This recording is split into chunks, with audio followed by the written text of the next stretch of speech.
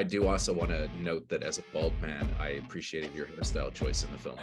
My hairstyle choice in the film. Yeah.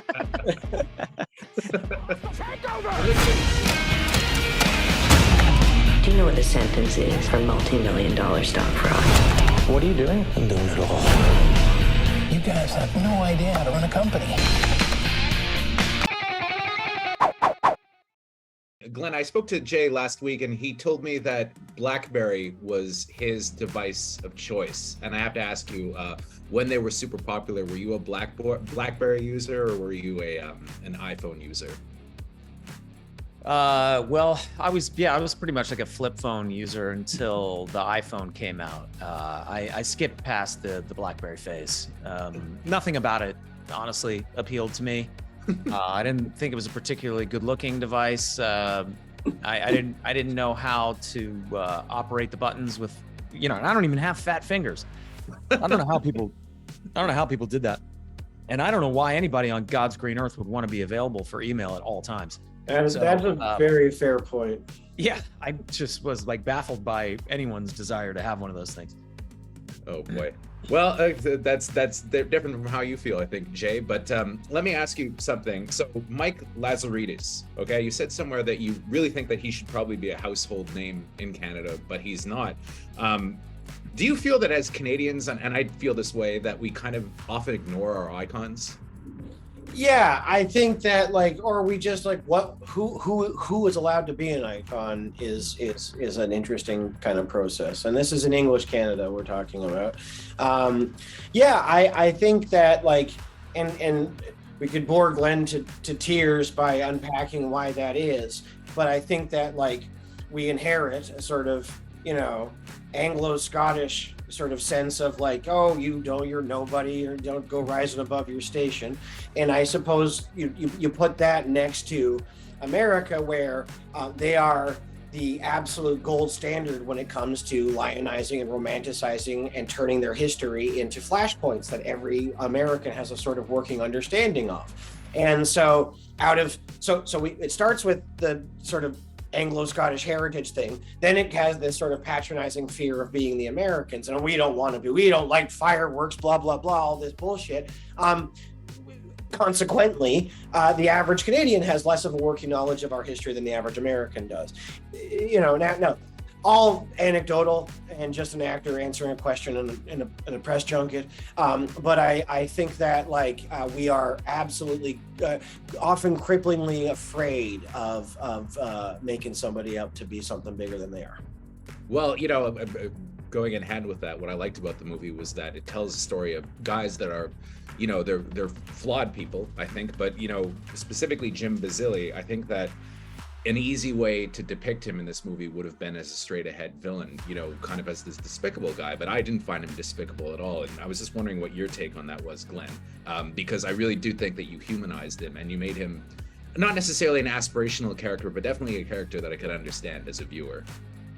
Well, I appreciate that. I think I was trusting that you can get behind somebody that's fighting for a cause that you can understand why they're fighting for it.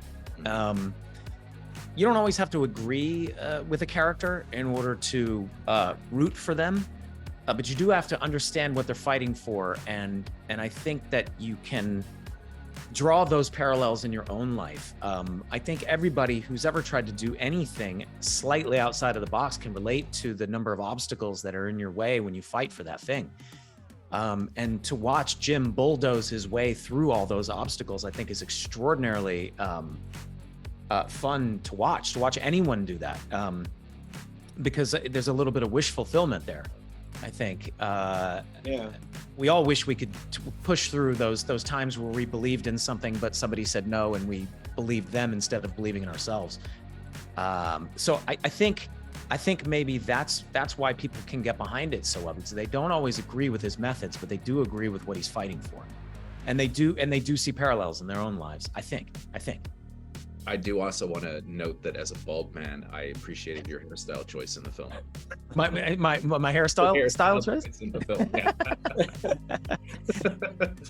It looked good. It suited you. One last question. I really like Matt's technique as a director. I think he's great. And I was reading about his influences, D.A. Pennebecker, Frederick Wiseman.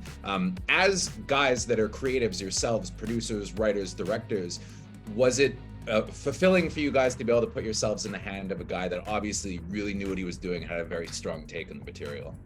Oh yeah. 100%. 100%. I don't know about Glenn's experience, but mine surely is. It's often a lot of people that have the gig of director are sort of like they know how to talk to the right people a certain way, or they're very good technicians, or it's rare to get to work with a bona fide like auteur and cineast, and he is both those things forever, man. And so even if Glenn and I were annoyed at sometimes, or I was annoyed at shit that was happening, it was always like, yeah, but this movie we're making is spectacular. Like, did you ever look at the monitor, Glenn, and be anything other than like, oh fuck, this is gonna be sick?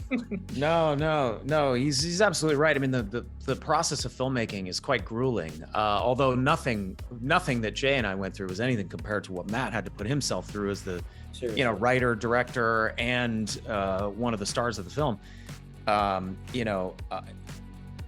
But I think the only way you can come at this thing head on and, really excited and stay fully engaged is if you feel like you're working with somebody that you can fully trust. And, Matt's just one of those people, he just inspires that trust in people. He's so smart. He has an answer for every question, but is also extraordinarily collaborative, knows what he wants, but is also willing to change it if somebody comes up with a better idea.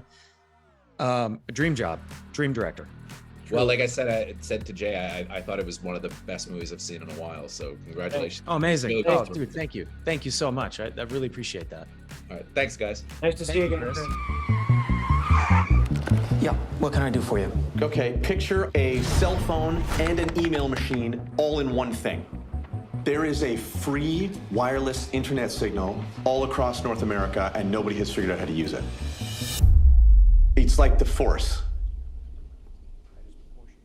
Sorry, have you seen Star Wars? No.